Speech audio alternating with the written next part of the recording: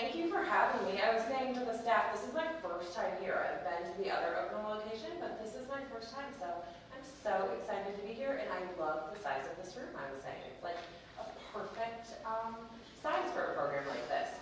For those that don't know, my name is Amanda Ledsing, and I'm the Senior Living Communities Program Coordinator at the University of Iowa Stanley Museum of Art.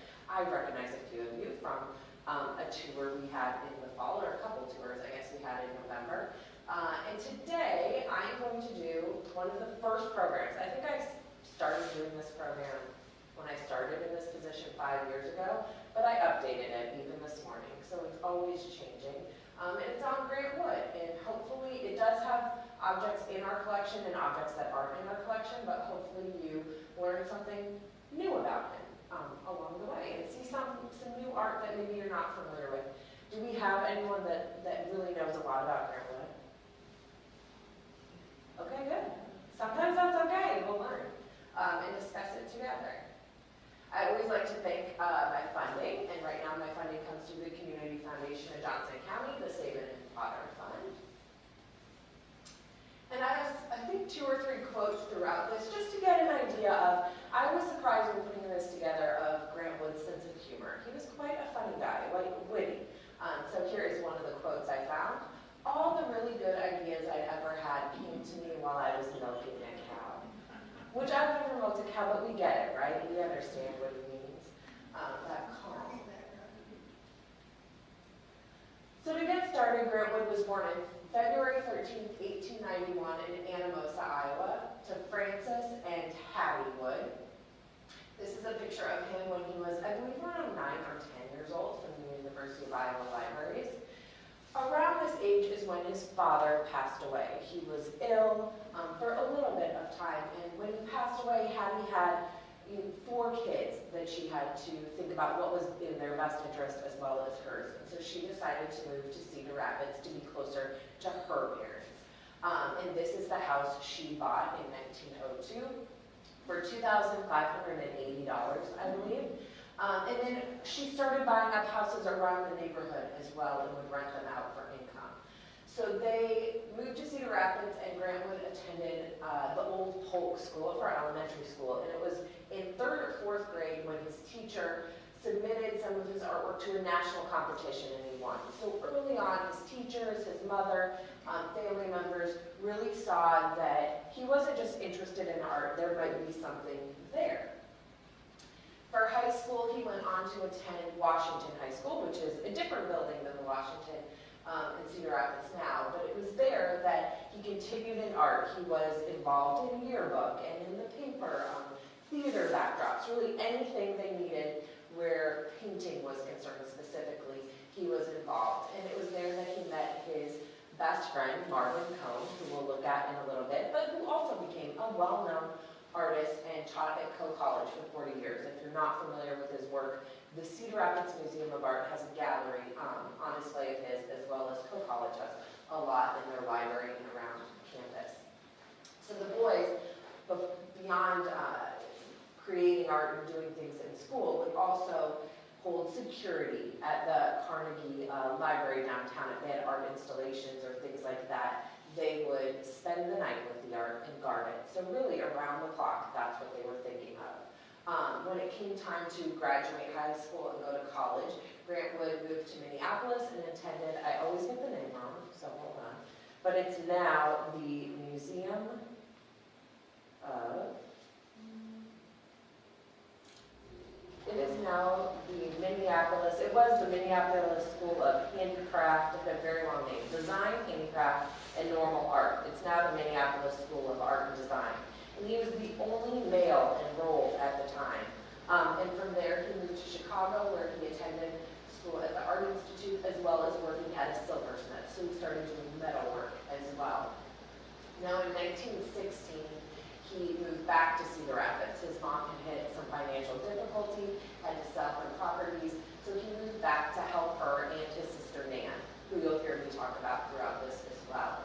He started building craftsman houses. So the 3 of them moved into one of his craftsman houses, and he also started teaching at the local high schools in junior highs. So here are 2 pieces of art that he would have created early on in his career, around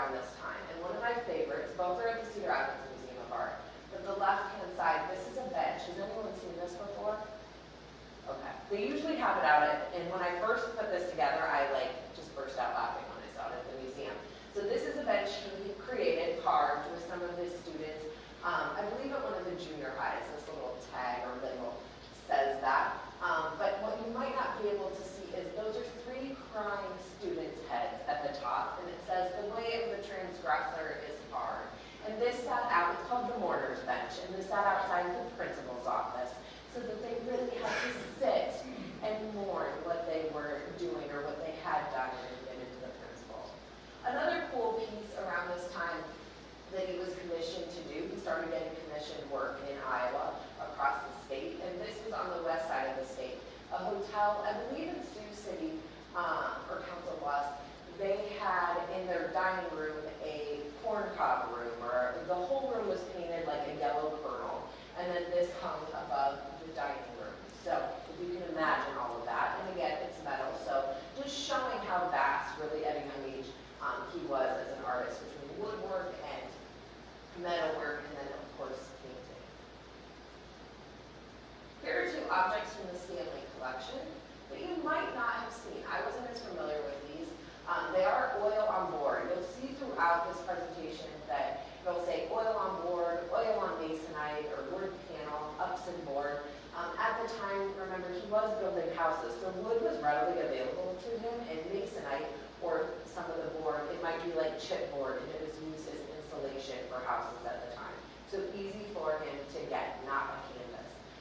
These two probably don't look like the Grant Wood paintings that you do or are familiar with. They are much more impressionistic, which was very popular during this time in the 1920s in the United States.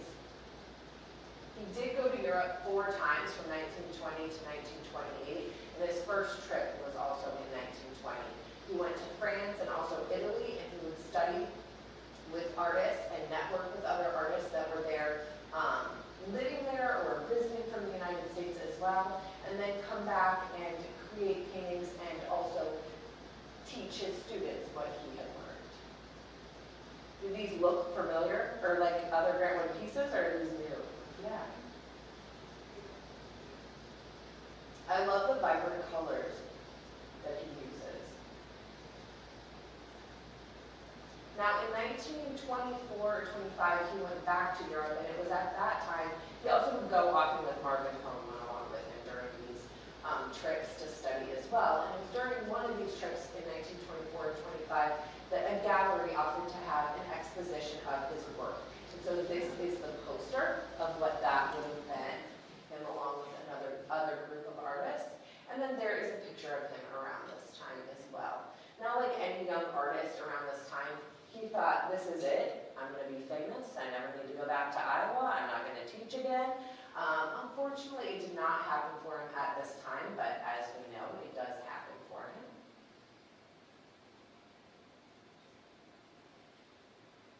Here are 2 more pieces. So on the left, we have Grant Wood's A German Village, again in that impressionistic, quick brush strokes, a little more pastels than maybe we're used to seeing from him. This is called A German Village. He painted this while he was spending time in Germany, which I'll get to in a little bit. And then on the right-hand side, this is a piece by his best friend Marvin Cohn called Lentz's Barn.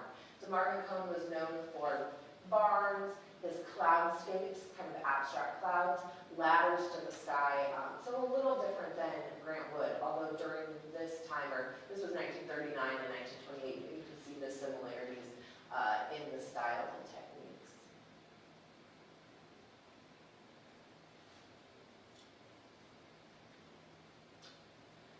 In 1924, the Turner family asked Grant Wood, they had underwritten and really helped him get commissioned work as well as underwriting his trips to Europe to study. They bought the building you see on the left-hand side and were turning it into a mortuary, and asked him to not only do the interior design but create artwork for it, and said that he could live in the space above the garage with his mother and his sister Nan. And so that is what they did. You can tour this location. Does anyone tour 5 Turner Alley? It's a cool space to see, and it does, they have it set up similar to this photograph here behind the building.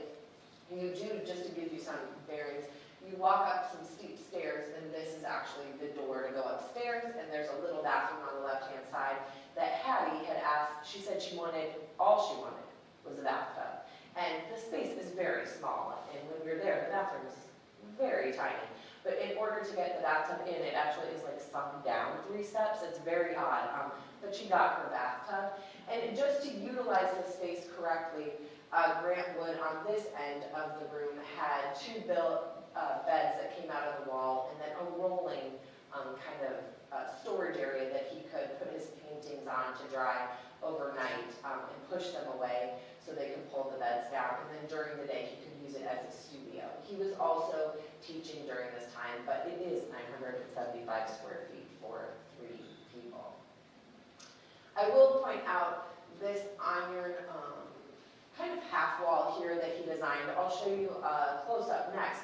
But just to show during this time, you can really see how he utilized things around him. He was inspired not only by people around him, but by things around him, and they would show up in different ways. So on the left-hand side is the ironwork that I just showed you, a close-up of it. And that was an inspiration for a series of still lifes that he created. Here's one we have in the Stanley collection. The other ones that are in this collection actually have that print in the background. This one doesn't, but if you see it at another museum or gallery, a couple of them do have that print on the background. And he's not known for still lifes, impressionist still lifes like this, so this was one of a few that he completed.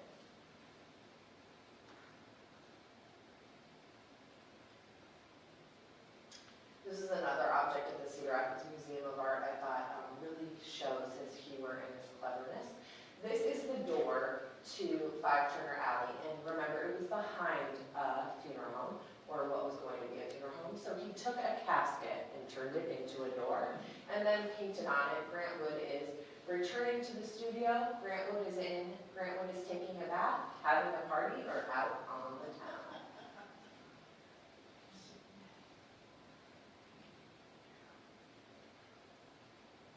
Now this piece in our collection is in the galleries right now if you were to go to the museum. It's called Blue House in Munich. Also done in 1928 while he was in Munich, Germany for 3 months, studying how to, and learning really, how to fabricate stained glass for the Veterans Memorial Wall in Cedar Rapids, which we'll get to in a minute. This visit in his career, it was the last time he went to Europe, so his 4th time to Europe, but to Germany, first time to Germany.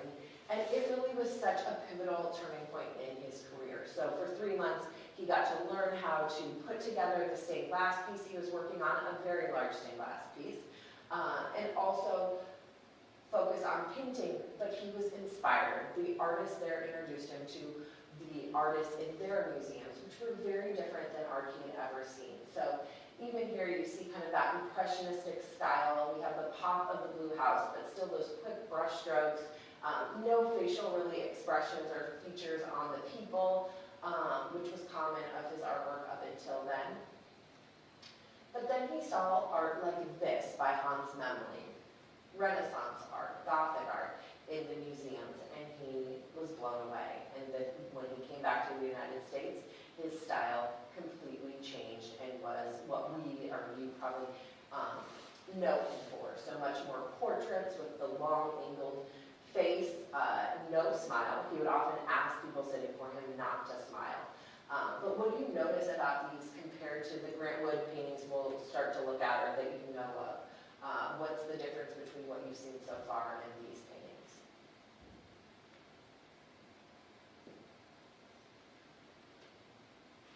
The colors are different, right?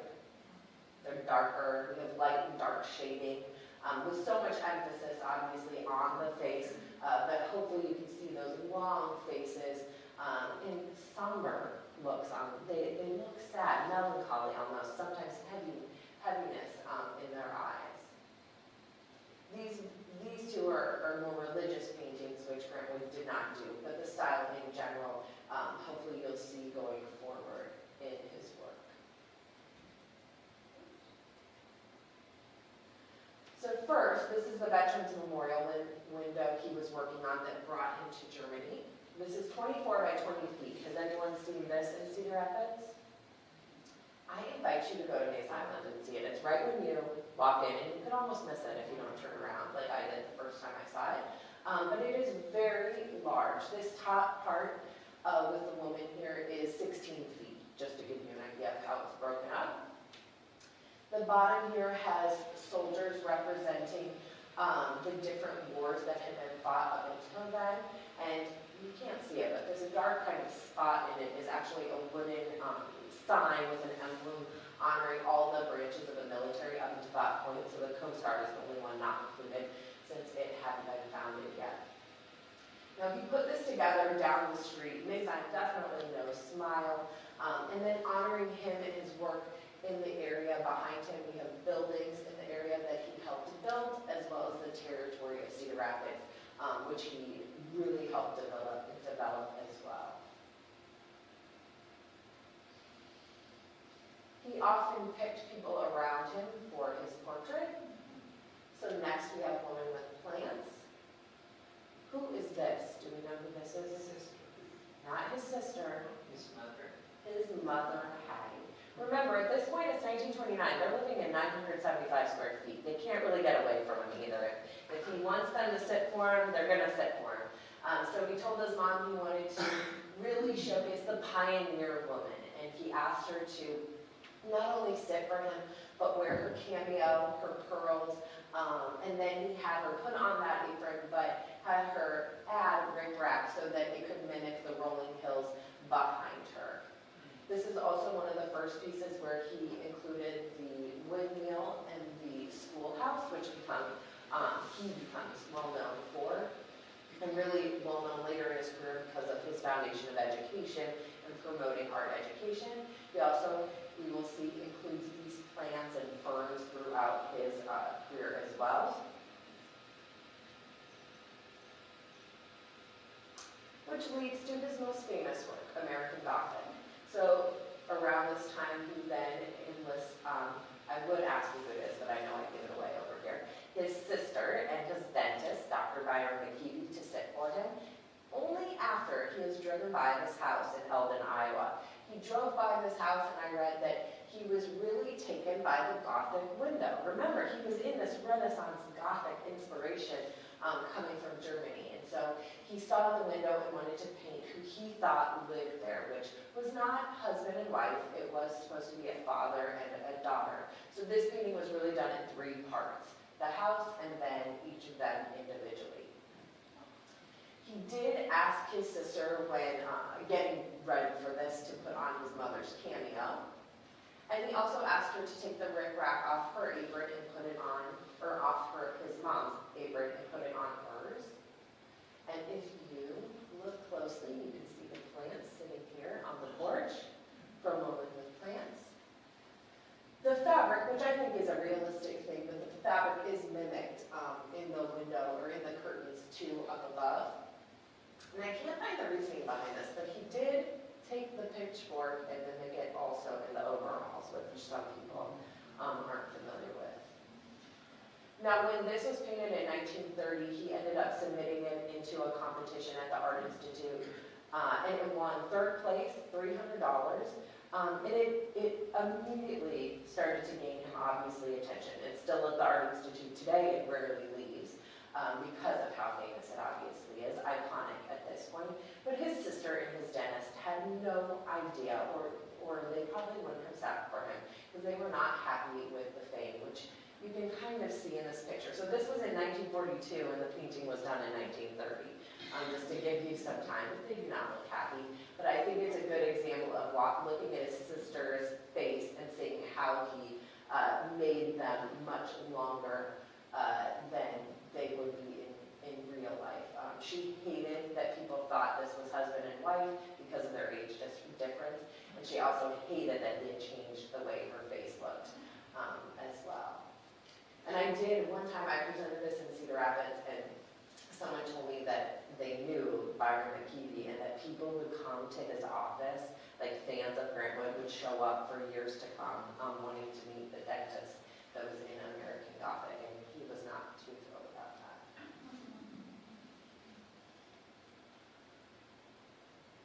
Here is another another painting that we have in our collection, plaid sweater, that was done the same year. So still 1930, living at 5 Turner Alley. This is a little boy named Mel Bloomberg, whose mother, I can't ever find how they met, but his mother asked Grant Wood to paint him, and he said he would love to portray the all-American boy. Mind you, the Bloombergs were Jewish, so in 1930 that was not necessarily the norm. That was something different to do, that Grant Wood was welcome to do, but he had him come sit with the stipulation, please don't have him wear his Sunday best. I don't think he thought he would bring the football and the fatigues and the helmet and everything, but he rolled with it, and I read that Grant Wood really loved this painting. It is one of the busiest patterns he works with as far as the plaid sweater itself, but again, mimicking it in the rolling hills, in the trees behind him. Now I have two pictures of this because this is what the painting looks like today and did when it was originally painted. But for many years, it looked like the left-hand side. It hung in the Bloomberg home for decades before they gifted it to the Stanley Museum of Art. So can you guess why, over time, it would have that kind of yellow, green, brown haze to it? Smoking, you're right. I thought it was just smoking cigarettes too, but I guess it hung above their fireplace, so really it was between the cigarette smoke and the fireplace. It got, smoke does creep into our paintings, into the paint. So in 2019, we sent it to a company in Minneapolis that restores art, which really means, from what I understand, just cleaning the top layer. There's no digging into the paint or the artwork at all. But then when it came back looking like this. And I feel like this is such a timeless piece. If you look at it from about here up, it would be hard to tell when it was painted at all. And the pants kind of give it away, but just his face in general.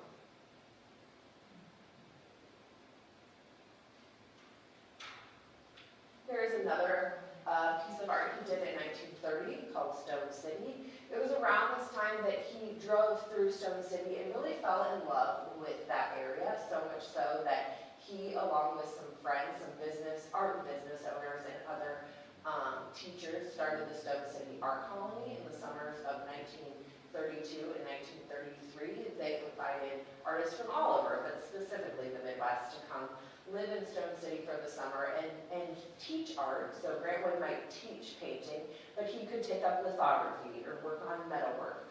So they could really network and get to know each other, young artists in general.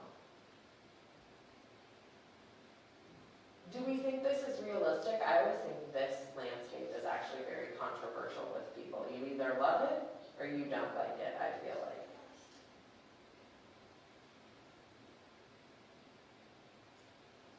I always hear from at least one person in the group that they don't like the trees, that the trees look a little too Dr. Seuss or not realistic to some of his other works or in general. It's a lot like the land around here where there's tons of ravines. Yes, I agree. And you can't see it in the summer, but you can see it this time of year. You Yes. can see the contours. Yes, and I always appreciate how in his landscapes, as well as other regional artists, many of whom, he taught, that they just paint all the way back, which is exactly how it feels when you're driving or, walking or running or riding your bike. Especially this time of year, you just look out, and I'm always like, I moved away for many years. I'm from here, but moved away. And every time I come back, I never understood why people said, like other friends of mine from other places in the country would say, oh, it's so flat. I'm like, you've never really driven it. It's not flat. I mean, there is hills to it, but to each their own, but I always find it so beautiful and just zen, right? Like, when it's what you're used to. Now, here is a painting by Lee Allen, who is from this area. He passed away in 2006, but was born in Muscatine, but spent most of his adult life in Iowa City and Coralville area, and this is in our galleries right now as well. It's called Corn Country, if you're not familiar with it. I think it's definitely one of our most well-known regionalist pieces of work. A lot of times on tours, I find people see this and assume it's Grant Wood, but it is Lee Allen, and Lee Allen studied under Grant Wood at the University of Iowa, as well as attended Stone City Art Colony, and also worked with Grant Wood on many different New Deal art projects during the 1930s. Do you find similarities? I think I have them next to each other, yeah. Do you see similarities between the two styles? What do you notice? The what? The terrain. The terrain, mm-hmm. The trees. The trees. Mm-hmm. Yeah, I always think too, like, up close in the foreground there's so much detail, and then Stone City's a little different, but normally in Grant Wood pieces, then the further out you get, it really is just the colors, right? The further out you get. how similar their work is. Lee Allen, I always like to say, if you don't recognize his name, he actually has, I think, an interesting art story. So he was a painter, but decided early on that he wanted to have a steady income. So he got a job at the University of Iowa Hospitals as a medical illustrator, and then got into the eyes, illustrating of the eyes, and opened a company, I believe it was called Eye Optics in Coralville, which he, I think, ran up until 2006.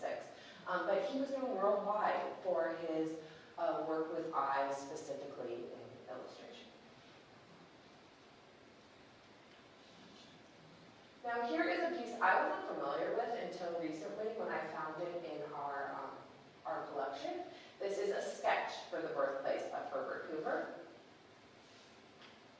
There is a painting that you can look up and see of the final product.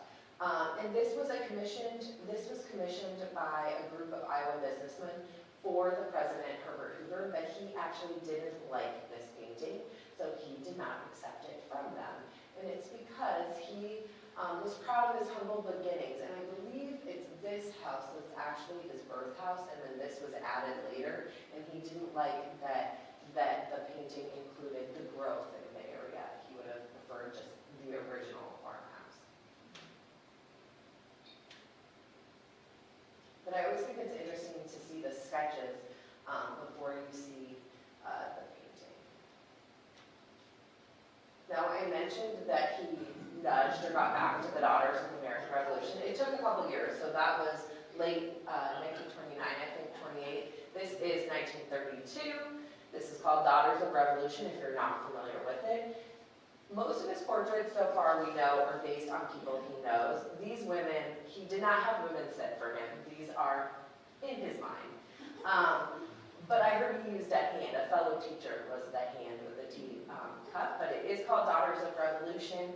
And the nudge here is that behind the three women is a painting of Washington crossing the Delaware, which was painted by a German artist. And then on the right-hand side, I mean, I just love this photograph of him that I found in the UI Libraries database.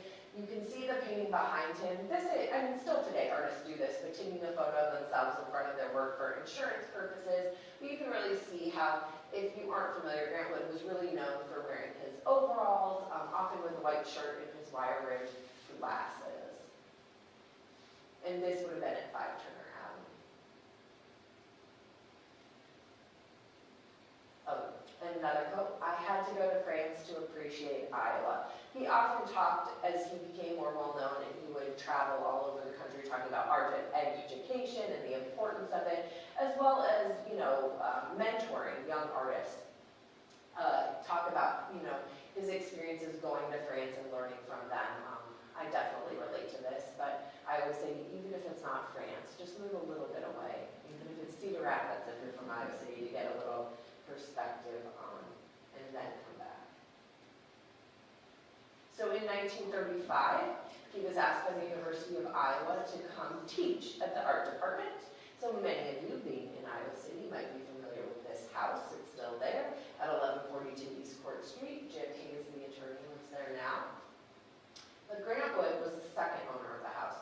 The first one is Nicholas Oakes, and if you haven't seen the documentary 1142, you can see it online if you Google it. But it's a great documentary about the 4 owners of the house.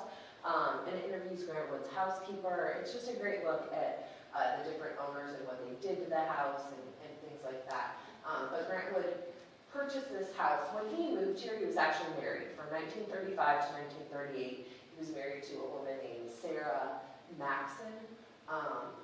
And he also lived here with his mother, who then passed away while they lived in Iowa City. And then his sister also lived with him. And before this, the owner was a farmer. So when he bought it, he really turned it into a place for entertaining, being that he had gained fame in his career, and also with the university, he did a lot of hosting at the house. And he had a studio also at the house, although he was so busy with his new role at the university or overseeing New Deal art projects for the state, things like that, he didn't paint as much as he had previously. But on the left-hand side, this is a painting I'll show you next that he did complete while living here.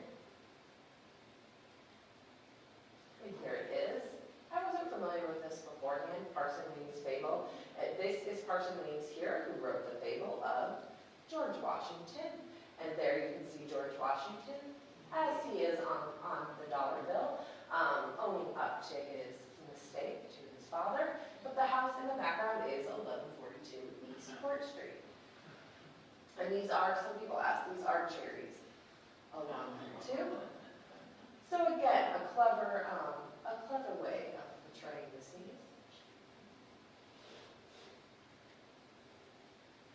Now, while he was at the University of Iowa, he had many students come through, but one of his most famous, in my opinion, is Elizabeth Catlett, who we are lucky to have many of her objects in our collection and on display right now. So if you walk through our galleries, you will see right now a sculpture called Glory by her, as well as, we did have Sharecropper up for some time, it just got rotated out, but we have a couple of her linoleum cuts up as well. If you aren't familiar with Elizabeth Catlett, you might recognize the name because the last dorm is also, that was built, I think it opened in 2017, was named after her as well. She is one of the first graduates of that MFA program at Iowa, and the first Black woman to graduate with that degree.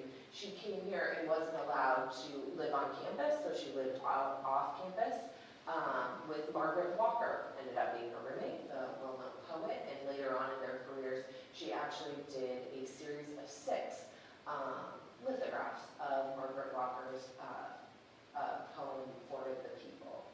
But I thought I'd just show you 2 of her works. So she was known throughout her career, no matter what the medium was, really showcasing portraits of most of the time it was Black women. On the left-hand side we have Sharecropper, and then right we have a group of young girls reading a book. She spent a lot of her career, she ended up moving to Mexico City as well, so she did not stay in the Midwest. But in the middle here I have a quote, "Draw what you know." I've read in a couple different stories and things, that's what Grant Wood often told her to write. That's what he followed himself, to draw what you know, and when she was frustrated as a student, that is what he reminded her of. And really when you see her work, she did, I feel like, draw what she knew, and we should be thankful for that. Now I mentioned he didn't have a lot of time to paint while he was in Iowa City, so he turned to lithographs. And one of those reasons too, which other artists at this time specifically did this too, when they were out speaking, they would speak to groups that might not be able to always afford what their paintings were going for, but they could sell multiple lithographs at a much more affordable price. So it was also a marketing tool. But here is, he kept the themes, the teaching, the education, windmills, schoolhouses, tree planting, when he turned to lithography as well. So this is called Tree Planting Group, and then on the left-hand side is a photo of him. He'd often have students or friends, kids pose if he needed to, so he could study just their posture, obviously.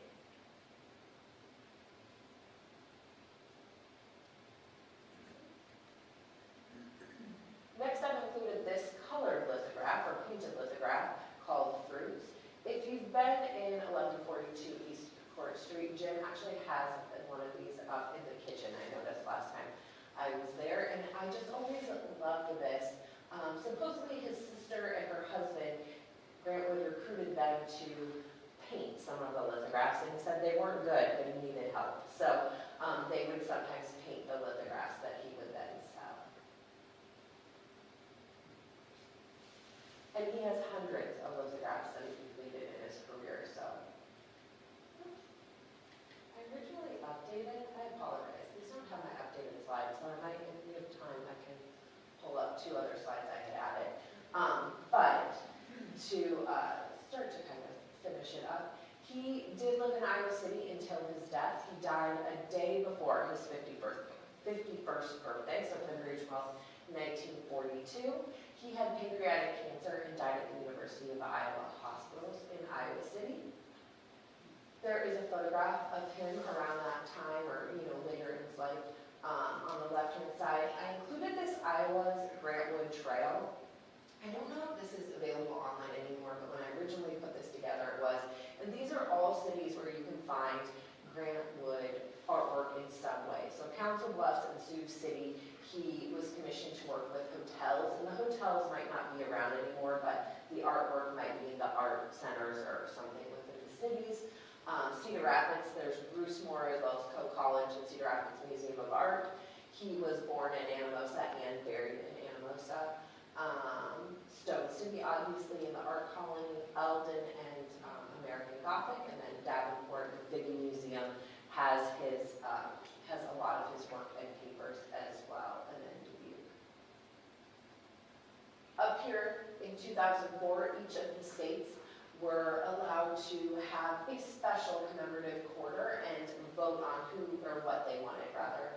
On the quarter, in the state of Iowa, voted to have Grant Wood. So it says Foundation in Education, and then has a schoolhouse, and that tree planting group that we just saw is on the quarter as well. And then I also wanted to just honor what Jim Hayes and the university has put forward for the future, the Grant Wood Art Colony on Muscatine, on Burlington Street, behind 1142 East Court Street. There are 4 houses that house the Grant Wood Art Colony, and artists can come and study and teach, and they do not have to be painters. We host their talks at the museum, and I know in the last few years at least, there's been a mask maker, an actor, so really anyone in the arts can come and live in these houses and in the Grant Wood area, and really be inspired by that, and then teach their whatever they are here for. And the last quote I included was, "Technique does not constitute art, nor is it a vague, fuzzy, romantic quality known as beauty, remote from the realities of everyday life. It is the depth and intensity of an artist's experience that are the first importance in art." And hopefully, with what you saw today, you got a little bit of that from Grant Wood and his artwork. I feel like in putting this together originally, and I had usually switch out some slides, but some of the artwork towards the end of his life, especially when he knew he was sick, he really started reflecting, as we do, towards the end of your life, especially if you have cancer. And so he was painting landscapes, but including figures that were his mother, his father, thinking about if his father would have been proud of him. His father was a farmer, and obviously art isn't necessarily something of the norm to come up in.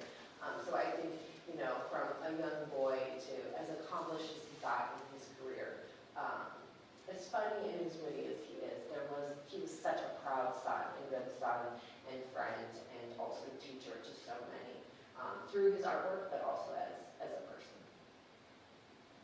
And that is all I think I have for you guys today. Does anyone have a favorite piece by Grant Wood or a story of going to see one of his pieces? Has anyone been to Eldon, Iowa? You seen it, right? You have? I've always wanted to go. I have not done that. We took our kids up to Cedar Rapids for the door with the aisle on it, and they came home, and for years they were making little aisles and they put them on. Oh, really? I love the door. When I came across, I think I went to the museum first and then walked to 5 Turner Alley when I took the picture today. But the door was hilarious. I'm like, what is it? It's like, it was so unexpected, I guess, too. I realized that and the mortar's bench. I did not expect from him. One of my other favorites that they don't always have on display at the Cedar Rapids Museum of Art is called Lilies of the Alley, and they are like, life-size, or they look about the size of a real pot and lily, but he would collect, I guess, just whatever he found in the alleys of 5 Turner Alley or at school, and then he would create lilies and a pot and just made a series of them and would give them as gifts. But they are so cool when you see them, but they didn't photograph well when I originally put this together. Yeah. I took a senior college class a few years ago, and we toured the 11. Oh, 1142? Mm-hmm. And it was a barn-like structure. Yeah, in the back. And then there was an entertainment area in between. Yeah. The barn, I believe that was what his studio was then, where he worked, and now Jim entertains a lot, obviously, and uses it, and has, I think it's an apartment even sometimes. But yeah, the house is amazing, and the way Jim has really done, I think, a good job of, bringing it, not totally back to Grant Wood, but he's honored who has lived there through the years in a cool way. They were sure to tell us how it had changed. Yeah. People would build it. Yeah, because between Grantwood and Jim, it was, I think a female doctor lived there, because I know I've had people who've said, like, she delivered their children, I can't think of her name, but I know there was a doctor, and then Jim lived there, I think, in college, is how he ended up moving there. He had made the ironwork on the fence Uh-huh. around, is that right? I think that is right. Yeah, the fence was, I believe, added. There originally, there's no overhang now, but when Grantwood bought the house, there was like, because it was a farmhouse and it would have been more farmland over there, there was like an overhang on the front of the house that he got rid of and then put up the fence around it. Go ahead. Yes, on technique, I understand that Rockwood had pretty big differences in the chatter of the art department. I've heard that too, and honestly, I don't really touch on it because I don't know all of that, so I don't want to misrepresent anyone in giving up, but I have heard that too, that he and the art department head did not always get along. And I'm sure at that time too, there were numerous reasons for that, too. I did read even with Elizabeth Catlett, I know that there was something about her at the very end where she had to stand up for her artwork before graduating, and there was a big chance she wasn't going to be able to graduate, and Grantwood went to bat for her, and really fought for her to be able to graduate because there were issues within the department too. So I feel like in education in general, for whatever reason, I just think he was very committed to teaching and his students, and I'm sure, like we all know, have teachers that teach in different ways. So yeah, I have heard that also though. I think it's interesting, ironic, that the quarter, the state quarter, was chosen to be the schoolhouse in Iowa and education. And now it's taking such a hit. Yeah, I know. I'm an ex-teacher and I just noticed, you know.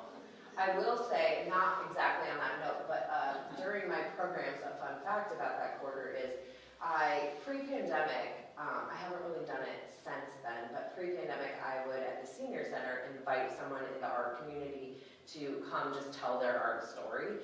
And one of them was a woman who was the activities coordinator at Emerson Point Senior Living Community, and she came to talk about this book that she put together of her father-in-law, who was a well-known artist and oversaw Old Threshers in Mount Pleasant. And now I can't think of his name, so I apologize. But the point being is, he was the runner-up for the quarter to Grantwood and always said, like, if you were going to lose to someone in the state, it just showed how good he was, if that he was the runner-up to it. And I thought that was so cool because when I write about the quarter, you just kind of in Iowa would have, you know, if someone was to say, like, we're doing this quarter, there's going to be an artist or something. No, it's kind of a no-brainer that it would be Grantwood. But I guess it was actually quite, it was close that people, between the two of them. So I thought, how cool that he, you know, in your lifetime you can be, you know, in competition with Grantwood or with anything. Well, I think another one of his that was in contention was the one of the rolling hills and the farm. Oh, The the Stone City. It might have been, I don't remember, it might have been that one. Anyone else? Well, we do right now in the galleries, I'm trying to think, we have Lee Allen on display, and then Grantwood, we have Plaid Sweater in Gallery 2, or Gallery 3, but then we have some rotating lithographs of his, so they just changed over in January, and it'll change over again in May, but we have some lithographs that I wasn't as familiar about, and actually that's one of the slides, so if you have time in the coming weeks, do go look at them in person. It has like an orange background, and then the one we have on display, I think, is the Grandpa Eating Popcorn, and they're a series, and you just know them because they're actually watercolor paintings with pencil. And there's a grandpa with popcorn, and then a girl like carving apples. There's like 4 or 5 of them that we have in our collection that I think will go up one at a time. But they have this orange background, is how you know. And they were the illustrations for a book on farm life that his friend did that we have in our collection. And I had come across them but never really researched them. So I apologize because that was I had updated this program tonight to use that. But they're just really fun, and they almost look like sculptures, the way he has them drawn in them, but they're just so, not comical, but they're just doing kind of these everyday activities with this bright orange background. So if you go to the museum through mid-May is our, I guess, in the next 2 weeks, then we'll switch, but I bet another one will come up, but they are in the galleries. How many, Brent Woods is standing in? That's a good question. I was looking today at our database. I feel like we actually don't have that many. So the Figgy, when he passed away, Nan took over his estate. He and his brothers, no one had kids, so there is no next generation. So Nan then, when she passed away, the estate went to the Figgy. So between the Cedar Rapids Museum of Art has the most objects, I believe, over 200 objects, but the Figgy also has quite a few, and then we at the university have the papers. But I think we have under 20 objects for sure. And some of those are like marketing, you know, it's not necessarily a painting, it's something else. The plaid sweater we have, I know, things like that, but I know it's under 20, it's really not that many. Plaid sweater being the most famous in my opinion that we have. Well, thank you so much for joining me tonight. I'll see you next time. Yeah. Or at the galleries, come and see me at the museum.